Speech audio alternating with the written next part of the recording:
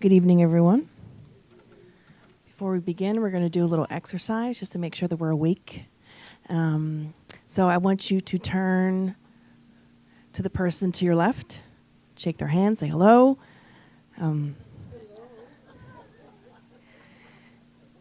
And turn to the person to your right, say hello. And turn around to the person behind you, if you haven't done so already. Turn around. And you people in the back, turn around. Turn around. Say hello. Okay. And hello to people on the web. Hello. Hug each other. Life is great. And one other thing, I want everyone to step up. I think I'm in gym class. Everyone to stand up. Yeah, and put their hands above their head. All the way up, above your head, up, up, up.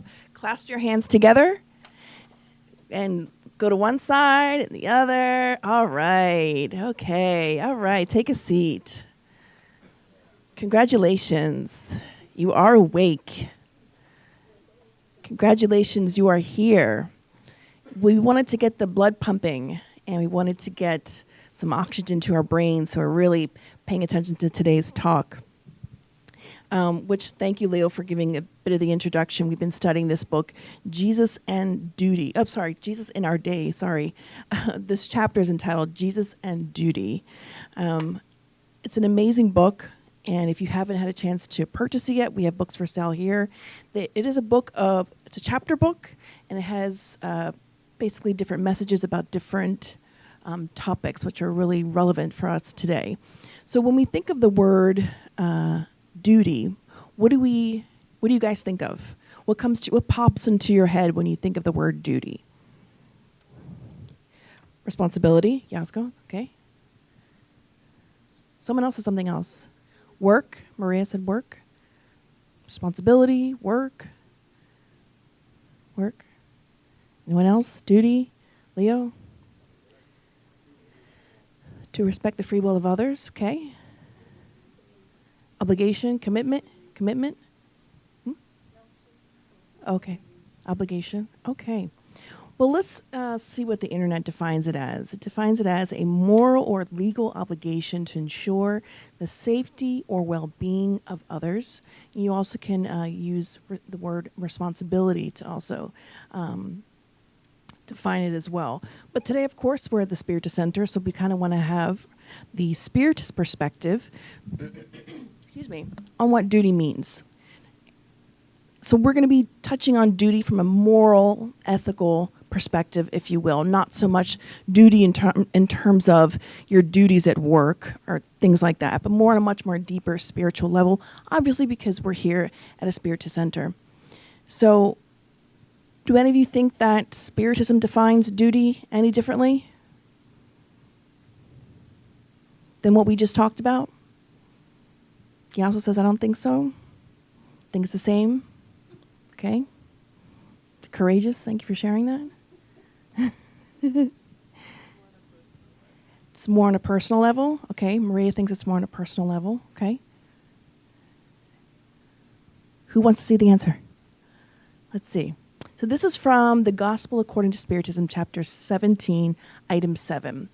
And they define duty as the following: a moral obligation, firstly to ourselves and then to others, to law of life, encountered in the smallest details, as well as in the most elevated acts. And they go on to speak of purely just moral duty. Within the order of sentiments, duty is a very difficult one to fulfill because it finds itself in antagonism with the seductions of interest and of the heart. In layman's terms, sometimes it's difficult to do what we're supposed to do because there are so many things that are out there to entice us to not do those things that we should be doing, the responsible choice. Because life nowadays are full of so many choices. I saw some comic recently where people were having more anxiety and these types of issues nowadays because we have so many choices that it's just like you become overwhelmed. So that's, in layman's terms, what the Spirit, this is the message from the Spirits, are trying to say there. And they go on to say, its victories have no witnesses, and its failures suffer no repressions. Man's intimate duty is left to his free will. So we choose. We have freedom of choice. The pressure of man's conscience, this guardian of interior integrity, alerts, sustains him, but shows itself frequently impotent against the deceptions of passion. So, again, layman's terms. Sometimes we fall into the ditch. We make wrong choices. Something looks enticing. There's a saying that not all that glitters is gold. So sometimes we mistakenly think, well, I'm on this road, but I'm going to deviate a little bit because over there, that grass looks a lot greener. And then we find out it's really not. So this is what happens with duty in our everyday lives. Duty of the heart, when faithfully observed, elevates man. But how can we define it with exactitude? Where does duty begin? Where does it end? Duty begins exactly at the point where the happiness or tranquility of our neighbor is threatened, and therefore terminates at the limit we would not wish to be passed in relation to ourselves. I'm going to read that again so we all get that. Duty begins exactly at the point where the happiness or tranquility of our neighbor is threatened, and therefore terminates at the limit we would not wish to be passed in relation to ourselves. There's also another phrase that says, my rights end when yours begin. So it's kind of along the same lines, what they're trying to say here. So we can be more cognizant of how we're treating others and how we are relating to the word duty and how we're acting. And then we're going to learn with Joanna that she's going to present to us this sort of archetype in a way of a person who is out there in the world and all the ways in which we shouldn't be this way. So it's really important that we talk about what duty should look like. What are the things and goals we should be striving towards? What should be working towards? And I think it's really important that we see the word up top. I don't see the pointer. Let's see if this works. The smallest details. I'm going to share a story here in a little bit that talks a little about the smallest details.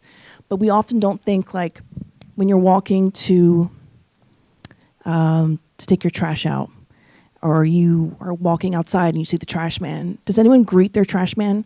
Like, does anyone ever say hello? Two people? Does anyone ever greet their mailman or mailwoman, to be fair? I remember growing up, I didn't understand at the time. My father used to leave, like around the holidays, money in an envelope for our mailman. For several years, he did that for a long time. So I always thought that was so strange. And every time the trash man come around the summertime, my father would always have a bottle of water, or if he didn't have a bottle of water, he'd run inside, get some like lemonade for them or iced tea, something. He's like, here you go. And I was like, Dad, you're so weird. Why are you doing that? I didn't understand as a child, like, in my brain. But the smallest details are important for us to pay attention to, that we can make a difference in, or in the most elevated acts. Let's go on to share what the gospel says. Duty is a practical summary of all moral speculation. It is the bravery of the soul which faces the anguishes of battle. It is both austere and mild, ready to adapt itself to the most diverse complications while maintaining inflexibility before temptations. The man who fulfills his duty loves God more than his fellow beings and loves his fellow beings more than himself. Man should love duty, not because it protects him from the evils of life, which humanity cannot escape, but because it transmits vigor to the soul, which it needs so as to be able to develop. Duty grows and irradiates under a constantly more elevated form in each of the superior stages of humanity. A person's moral obligations towards God never cease. They must reflect the eternal virtues. And this is from the Spirit Lazarus. Again, this is chapter, 17, item 7. Really important for us to understand this concept. We always believe that the chapters that Joanna entitles each of her books, except for Happy Life and a few other small message books she doesn't entitle the chapters, have a great significance and relevance to us, and it's something that should be considered and observed and reflected upon. Why is she talking about duty? I don't know that anyone here equates the word duty with my spirituality or something important that I need to be doing, or we might think like, oh, being compassionate, being charitable, that's important. Being nice, that's important. But sometimes we don't think about our duty, our obligations, our responsibilities, of just fulfilling them and how important those basic things are. So I wanted to share this story with you. It's a true story that I heard recently. It happened, I believe it was in Georgia. And the man's name was Floyd Martin. He has been a mailman since 1985 in the state of Georgia, I believe, Marietta. And he had this the same route all those years. It's about 500 people on that route. And I'm going to read to you some excerpts when they interviewed the towns, because what happened to him made a sort of, not quite national news, but a lot of people picked up on it. A lot of local mediums picked up on it because of what happened. So let me share the story with you. This particular man, very simple man. He just did his job as a mailman and a little bit more. So every day he would deliver mail, but he would make it a point to talk to people. And it was his pleasure, he said. The best part of his job were all the people that he met in his paper route or his mail route. So let me read you a little something. So the excerpt from this article says, for the last 20 years, Floyd Martin worked in the same route in downtown Marietta, and all the people along his route have come to love him, really love him.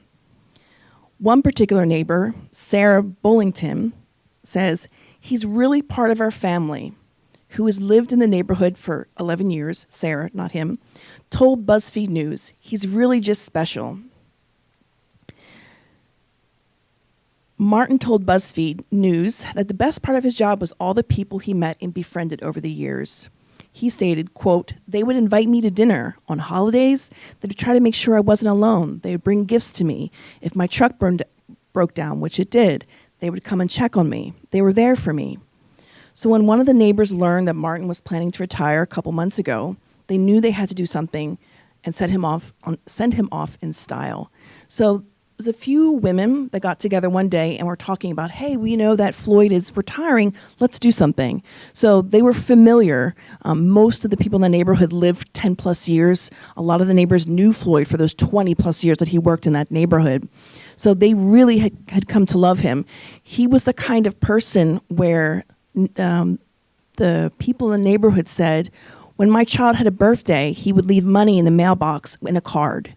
Or when my son graduated from high school or from middle school, he left a card and money or a gift. So he was always cognizant, always wanting to be there.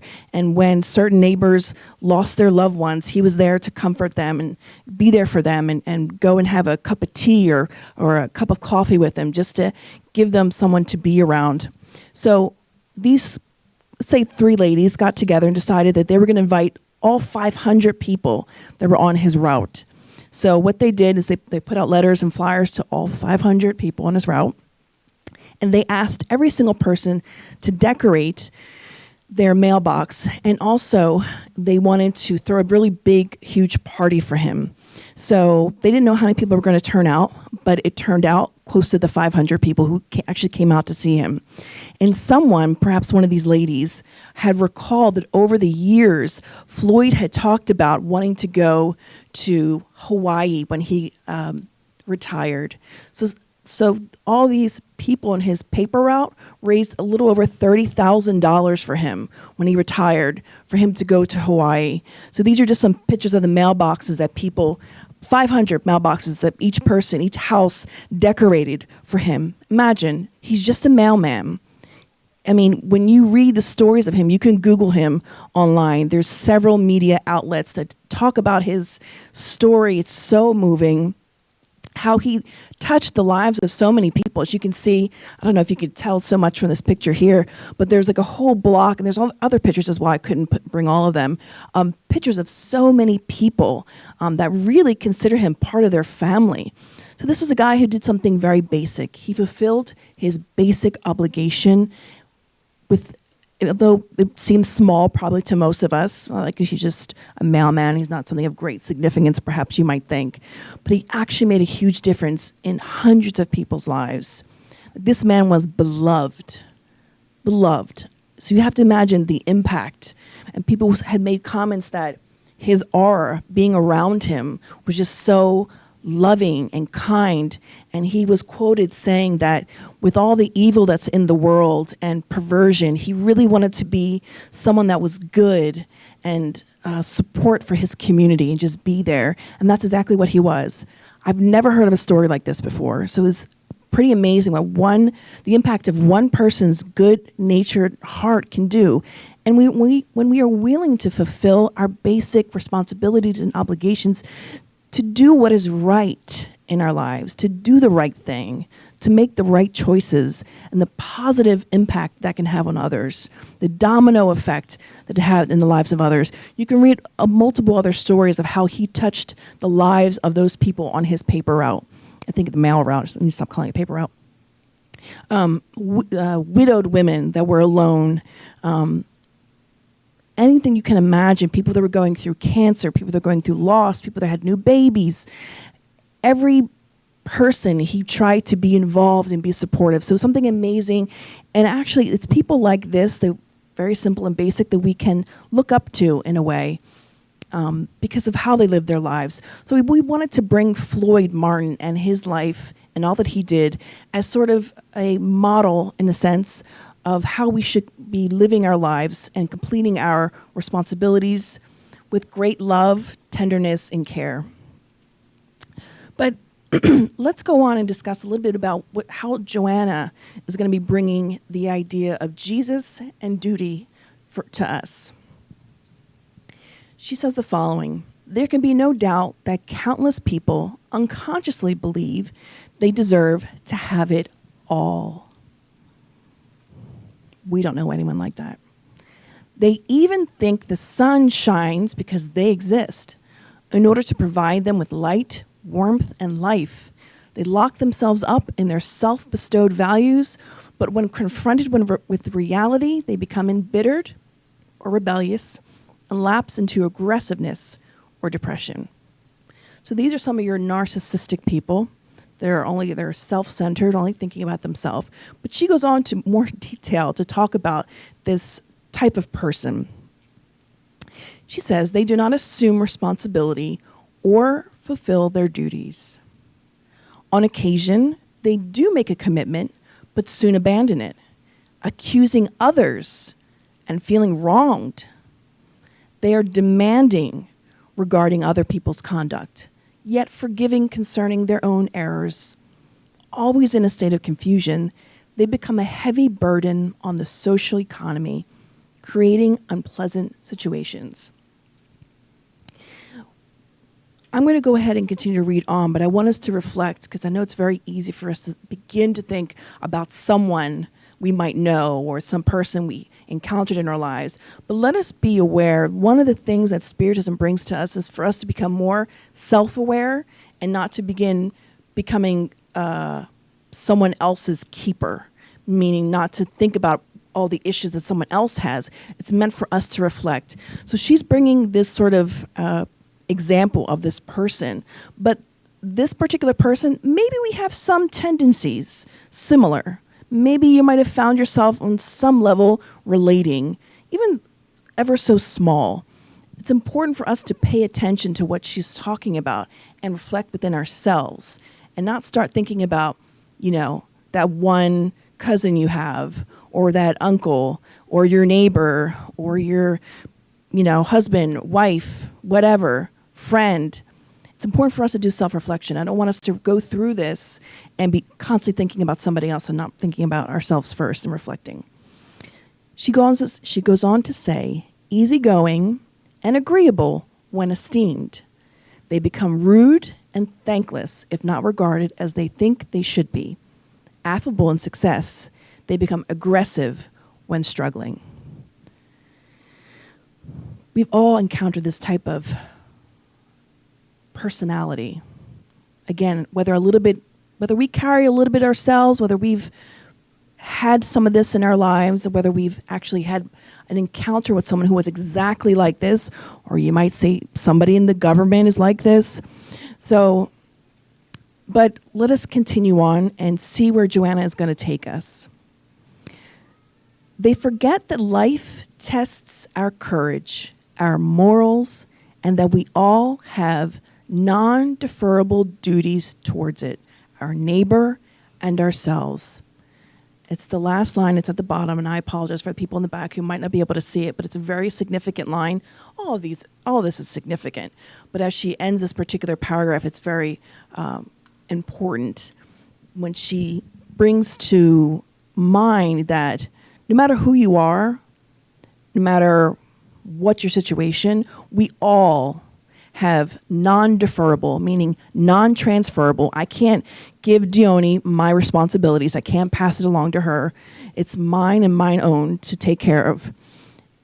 Also, my duties towards my neighbor, my responsibilities to be a good neighbor, and to ourselves. This is very, very important. So we often know we are supposed to be a good neighbor, or try to be a good neighbor, or love thy neighbor. But our society, as of late, has a real issue with this duty towards ourselves. The self-help industry is like $1 billion industry. I mean, millions of money are being made. And as of late, I would say the last 10, 20 years, last 40, 50 years that neuroscience was created, 50 years ago. That really changed a lot of perspective of 1950s maybe, yeah. So it really shifted the way we view a lot of our emotions, our mental state, and how we view ourselves as an individual person, psychology, positive psychology. So a lot of that we can see now seems has become a little bit more mainstream in a sense. We see it in a lot more mainstream areas. It's being integrated because it is important not only for us to love our neighbor, but for you to love yourself. For you to do what you need to do, be responsible for yourself as well. Because often we think that our duties are transferable, or I can just pass it along. I don't have to take care of this. I'll give it to somebody else. Your duties will always be your duties, even if someone else steps in and does them for you. Only I can love my mother the way that I'm supposed to, and my father, and my siblings. Other people can love them, but I need to do my duty and love them and respect them. Does that make sense? She goes on to say the following. No one has the right to enjoy something for nothing, exploiting someone else's efforts.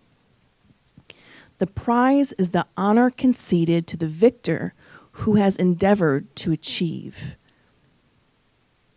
So when we see people that are happy, when we see people that are achieving their goals, when we see people that are self-actualized, as Abraham Maslow would say, someone that is just realized in their life. They're really happy. They've reached a point and they've worked hard. Sometimes we look at those types of people and we might think, oh, why are they happy and I'm not? Or why do they get to have that? Well, it means that they've worked really hard for it. When she says the prize is the honor conceded to the victor who has endeavored to achieve, in layman's terms, that person worked hard for it. So they deserve that. And people don't deserve things just by doing nothing or by exploiting somebody else. It doesn't work like that. And if you do, you're infringing upon a law of God. I'm not saying this, Joanna's bringing this to us for us to reflect upon in our lives. Step by step, the traveler gains ground, gazing fixedly at the finish line. Each person's duty guides him or her in the task of evolution. This effort is the consciousness' moral achievement once it becomes fully aligned with cosmic order. So let's go back. Step by step, we gain ground and we start seeing the finish line, or some version of this finish line, because is there really a finish line? Aside from thinking about becoming perfect one day, which is a hard concept to really think about and understand at our level, I think. But I read something once that said that the finish line is kind of like a horizon, and as you get closer and closer to it, it sort of disappears, and then another one appears farther away from you. So I believe that's sort of an analogy of life, that the more we are working towards a goal, we continuously need to work on other things, and we become more elevated and work on different things, because we are, if nothing else, quite complicated human beings. We live many lifetimes. And she reminds us and tells us that our duty guides us towards our task of evolution. What does that mean? What does that mean when you guys hear that or read that? What do you think about when she says each person's duty guides him or her in the task of evolution? I think it's pretty powerful. What do you guys think? Anyone have any thoughts? Yeah, let's go. I think in our reincarnation, of course, we chose to go through some tasks to evolve. This appears, of course, as a duty, to see if we pass through or we failed. So I think it's in this way, I think it is. Yep. Anybody else have any thoughts or reflections? Each person's duty guides him or her in the task of evolution. Do we evolve? Does anyone know the law that is spoken about in chapter 3 of the Spirit's book in relation to evolution and progress? Kind of just gave you a hint there. Does anyone know what that law is? Cue the Jeopardy music. Bum, bum, bum, bum, bum, bum, bum. What's that? Law of progress. Who's ever read part 3 of the Spirit's book? On Thursdays. It's a phenomenal section. It talks about the divine and natural laws. It will blow your mind if you actually take the time to sit down, read and study it, and use it and reflect it on your own personal life. It's amazing. We take these books for granted. We don't, or perhaps maybe we don't. Maybe you all are very appreciative of it, but I think sometimes we take a little bit for granted. She goes on to say, this effort is the consciousness' moral achievement once it becomes fully aligned with cosmic order. Being useful in any and every circumstance, favoring progress, living with dignity, these are a few expressions of one's duty. Being useful in any and every circumstance. So let's stop and think for a second. Let's do a mental exercise.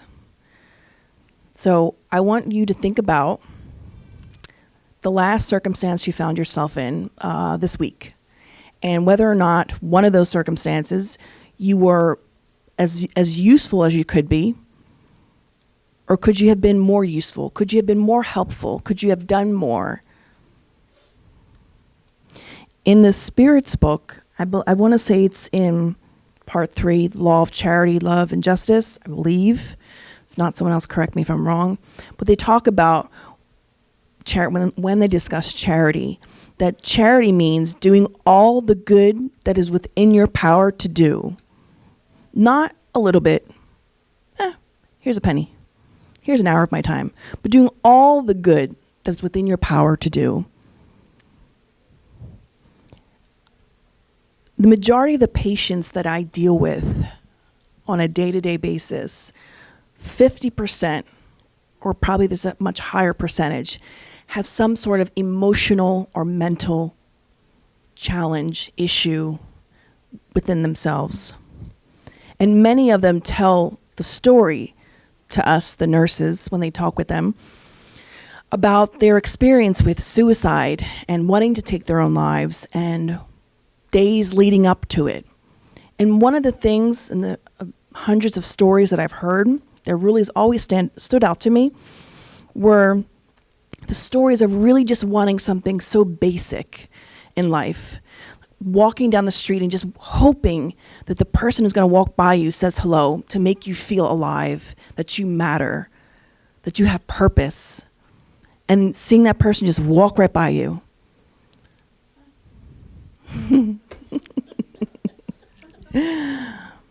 How many times have we done that? Got on an elevator and that there's that awkward silence. I have. I don't know about you guys. And you just pretend you're playing on your phone and you're just like, oh, this is so awkward. But we don't know what that person in that elevator may or may not be contemplating. So many stories I've heard about people walking home or walking to the store, getting ready to buy razor blades to slit their wrists, and just praying on the way to the store and saying things like, well, if two people smile at me, then maybe I'll reconsider. Or if someone says something nice to me, maybe I'll reconsider. Now, we're not saying that we are responsible for all these people that have these issues. No. But we do have a basic responsibility to be as useful in every circumstance, to be kind in every circumstance we find ourselves. So we might think that the small things in our life are insignificant. The security guard at your job, if your job has a security guard, I don't know, maybe they don't. The front desk person, the secretary. Maybe you think they're insignificant because your job is much far above them. But we don't know, or perhaps don't grasp the importance of that person. I think there was a story that went around once about a CEO at some big corporation. Every morning he used to greet the security guard. And a lot of people just used to ignore him, didn't greet him, didn't say anything to him. And one particular day there was a fire in the building. And I believe, if my memory serves me right, which I could be wrong and I could be twisting the story a little bit, but that's okay because the point is the point of what I'm going to get to, that everyone else is rushing out of the building and getting out from the fire and all those kind of things. But the security guard remembered that he didn't see that his friend, the CEO, come out. He had watched everybody run by, and that particular day he knew that his friend, let's call him Mark, was upstairs in his office. And he's just searching for him and looking for him and doesn't find him. And everyone else, all his Mark's workers were outside. No one remembered about Mark. The security guard went upstairs, saw that he was stuck somehow in his office, couldn't get out, helped him out and saved his life. So it's important for us to really think about how we treat others in our day-to-day lives, the most basic of circumstances in our lives. We don't realize how powerful we are, until you go through something really difficult and are in a state where you are so thirsty just to have someone, anyone, bring you some comforting words. Because if you've never been in a dark pit or an abyss, you don't quite know what it's like.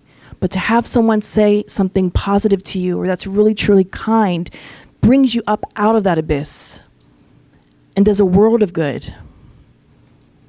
We often think, oh, I don't have the money to donate to this organization, or I don't have the time. Take this mailman.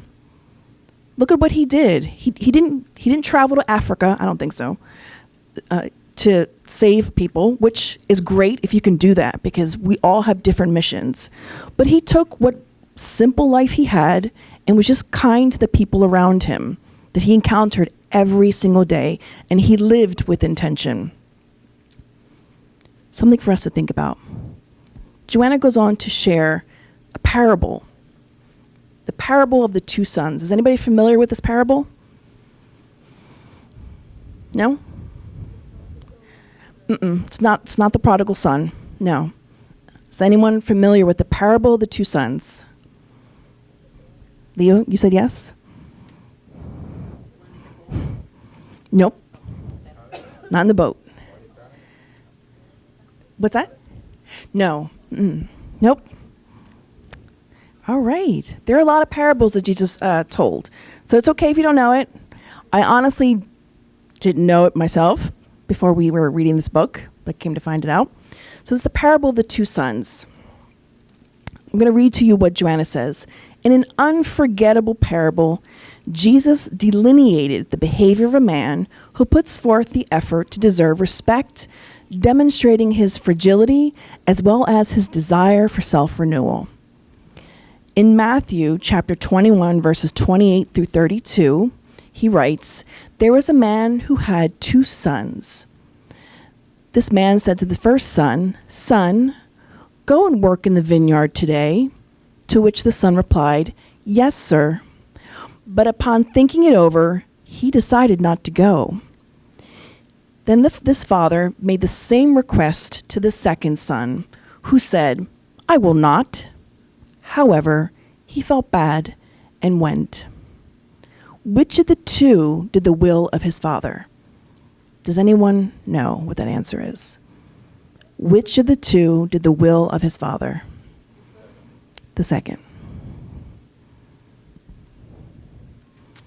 In this experience, we are faced with action and promise, fact and intention. And we'll talk a little bit more as we go on about this. But what we say is not nearly as important as to what we actually end up doing. There's another story, I believe it's in this book, that Joanna tells about there's a wise man walking with his group of groupies. I don't know what you call them, the wise men, people who follow wise men, I don't know. Disciples, thank you. There was a wise man following his disciples walking along this road, and there was a man, and they saw that his cart, his horse and cart and carriage or whatnot, was broken, and he was on his knees praying beside the cart that was broken. So the wise man looked back at his disciples, looked at the man who was praying, and kept on going. And his disciples were all like, "What just happened?" So they kept walking. So further on down, maybe a couple of blocks down, they encountered a man, and they could hear him before they saw him because they heard someone yelling obscenities and, cursing, yelling profanity. And as they got closer and closer, they saw a man in a similar situation whose cart was broken, but he wasn't just sitting down praying. He was cursing and yelling at everything and anyone around him, but he was trying to fix his cart. So the wise man looked at his disciples, looked at the man, and went over to help the man and told his disciples to come on and help them. So they walked over to the man who was cursing and yelling and screaming and carrying on, but he was trying to fix his cart. And they helped him, he fixed it, and he went on his way. After the man passed and went on his way, the disciples asked the guru, the master, "Why did we help the second man, but not the first?" Why do you guys think? Help those who help themselves. He was working. Who was working? The second one? Okay. Anyone else have any insight as to why? He's trying to find a solution. He was proactive. But what about he was cursing? The other guy was praying. He was being pious. So Joanna brings to us this understanding. She says, the wise men turned to his disciples and said, "We helped the second man because although he was yelling profanities and carrying on, he was also trying to dig himself out of the ditch. He wasn't just waiting for some savior to come and save the day. He was actively trying to work." So action and intention play a big part in our lives. But also, much like these two sons, sometimes you might say, yeah, I'm going to do something, and then I don't. And maybe at first you might say, I'm not going to do it, but then you decide to do it. And that's okay. The point is that we are fulfilling our responsibilities and our obligations. I hate to say the word I. I really would like to say the word we, but I'm going to use the word I. I, a couple years ago, came to understand how important it is to fulfill your basic duties and obligations. When we were studying the book here at the SSB, it was entitled From Manuel Filomena de Miranda, Torments of Obsession. Don't ask me to say that in Portuguese because I can't. Torments of Obsession. It's not in English yet, I don't believe. No. Well, we were in the midst of translating it, so we were all kind of reading it in our translation. So it was amazing. Is anyone familiar with this book at all? I read it. 2 people in the front. Anybody else? Show of hands. Leo, of course, I know. Well, aside from the SSB members who I know who are here, is anyone else familiar with this book? Who can read the Portuguese language? Which is a handful of us in here. That book is so, well, we always say these books are life-changing, but it's an amazing reminder of what happens when we do not fulfill our very basic obligation and responsibilities. That book is filled with story after story of people that were born. The plan for them was to become spiritists, to live a certain way, to live their life a certain way, to do certain things, and they strayed from the path. And what happened to them when they went back to the spirit realm? If you read the Portuguese language, I highly recommend. You probably can get a PDF of it online. Most of the time, these books have been published for decades, so you probably can pick up your own copy online. You will be amazed at these stories and how much it will call your attention and bring awareness to yourself. At least it did, I think, for us who studied that book, that how important it is. Although my life might seem unimportant, small, or I might feel unimportant or small, but I am very much significant, and my life and purpose should be respected by me, and I should feel grateful for it. Something for us just to reflect on a little bit. Joanna goes on to say, action must predominate because it results from duty. For action, mellifluous or comforting words are not necessary, but rather the decision to proceed correctly. I think that makes sense to all of us. The point is for us to continue on, and if we have to yell obscenities, but you're working on it, good job. The point is that we're trying, that we're not giving up, or trying to, as Joanna said before, what was her words? Trying to defer our duties to somebody else. It's not possible. We may tell ourselves that and believe it, but we are incorrect. She goes on to talk about Jesus. As she always does in every chapter, she reflects on him as our model and guide. And she said, Jesus always proposes duty, action, understand better, to act better. Let's read that again. Jesus always proposes duty, action, understand better, to act better. There is a Buddhist saying, I believe it is, that is, what's the saying I used to always say, Daniel? Not knowing and not doing is truly, wow, now I forget the phrase. Do you remember it? But there was something to the effect of when someone is doing something wrong, and we often might find ourselves doing this, you look at that person and say, oh, they should know better. Look what they're doing. Can you believe that? They honestly know better. If they are doing that particular thing, it's because they don't know better. Something within their mind, in their consciousness, they're not yet aware of. they're not at that level yet. In another one of Joanna's books, I want to say it might be in Existential Conflicts, where she talks about, do you ever get angry with your cat for not sitting with you at the dinner table and eating dinner with you? No one does, right? So do you ever get angry at like your dog for not like taking out the trash for you? Or, I mean, animals are very smart. Cats and dogs are very smart. I'm not saying that they're not. But we wouldn't get upset with them if they weren't elevating to our level, right?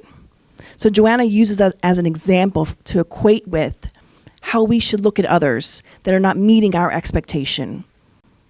Stop waiting for someone to elevate to your level of understanding, because maybe they're just a cat or a dog. That's their level. Let's not waste time on that. Understand better, act better. That's why it's important for us to constantly be reading, studying. How many of us, or how many of you, have ever read a book or a chapter or a page before you went to bed? How many of you still do that in the era of Netflix and Hulu, Sling TV? Yeah, I know, the struggle is real. Netflix and Hulu is very enticing to watch before bed. Amazon Prime also, yes, absolutely. I mean, we have so many choices nowadays that we forget about the most basic of things are important in our lives. Reading and studying and feeling what we're filling our souls with, what we're occupying our mind with. I'm not downing Netflix, Amazon Prime, or any other thing of that sort, because Lord knows we have it. But it is important that we don't stray away from the basics. Or even the collection here we have here from either Divaldo or Andrea Louise, the most basic of the basic. Or even any other type of book that's uplifting, positive, that's trying to gear you in the right direction, that encourages you to seek within yourself and not try to press down or suppress or ignore things, but that make you think, that make you question. Joanna goes on to say about Jesus, he never induces anyone to alienation from objective reality. He never induces anyone to alienation from objective reality. He establishes a scale of values that must be respected, and the most relevant ones deserving priority. Those are the essential accomplishments for upright individuals who fulfill their duty. So Jesus is not asking us to do something that's so obscure or insane. They're very, as defined here, basic scale of values. Being kind to others, fulfilling your obligation that you were born to come and do. Even though if you were not consciously aware of your reincarnatory plan, somewhere in the depths of your soul, that guide, that inner guide is there, leading you. Because that little, the angel and the devil on your shoulder, when you're doing something that's not correct. We know in the depths of our mind and soul. She goes on to say that before him, stagnation means death, and stagnation is a crime against the kingdom of God, lying within the human being and needing to be attained. All the parables he offers us are action-packed, without external impositions, but rather the result of the lucid willingness of an awakened conscience. Layman's terms, what is she saying? An old dog can learn new tricks. Never think that, well, this is just the way that I am. This is just the way that I grew up. Oh, my family is always like this. Or I'm too old. I've always been this way. Or he or she might not ever change. I retract that last statement. Let's not reflect on others. Let's reflect only on ourselves. The kingdom of God that lies within us, needing to be attained. How many of us, don't show your hands, just mentally raise your hand, because I don't want anyone to feel uncomfortable. How many of us feel like they're working towards their attaining the kingdom of God within themselves? I mean, how are we actively working towards that? I mean, honestly, it might seem like, okay, well, I'm at the Spiritist Center. This is something that is separate from the rest of my life. You know, I have work. I go to the gym. I do this, whatever. I have my social gatherings. And then there's the Spiritist Center, which is something I box off into another area of my brain and myself. So perhaps maybe this doesn't integrate into our lives yet. But it should, in the smallest of things, whether it's taking the opportunity to look on Netflix for something that's positive and uplifting. They have a lot of great positive and uplifting movies. So does Amazon Prime. And you know what? A lot of the Andrea Louise collection, if not all, it's like a novella. It's like a soap opera. It's so crazy, the twists and turns. It'll blow your mind. So it is, in a sense, entertaining. And should be alluring for us. But let's go on. Joanna reminds us that all of Jesus' parables are action-packed. Now, not action-packed like you think about movies, action-packed, that type of thing, but action-packed in the sense that something is going on there, that people are taking action without external impositions. So it's not something that comes from the outside. All of his parables are asking us to go within ourselves and make a change